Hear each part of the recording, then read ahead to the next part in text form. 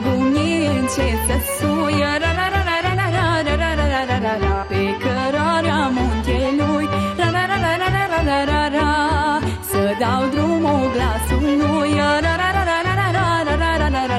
sub cetina bradului, pe aripi de vânt curat, să s-audă până-n sat,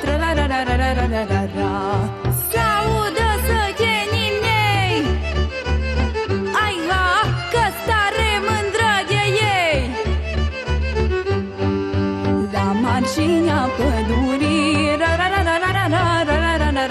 la cascada Miresii, apa cântă euhoresc, glasurile se împletesc, aici oi cânta mereu, când e cu din satul meu. Fost o necaz mai de mult, ai ha, cu horile l-am trecut. Eu scopchila satului, și nepota muntelui, ți-o răscu izvoarele,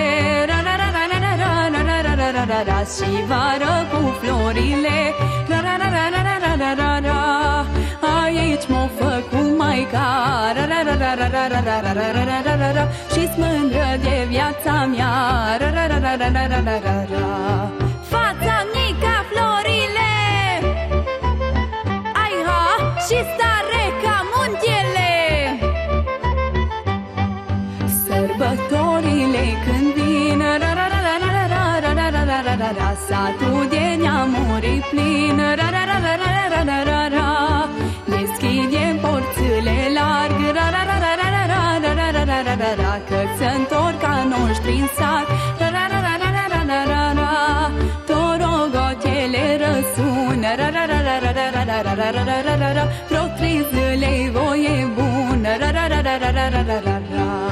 satul meu rai pe pământ,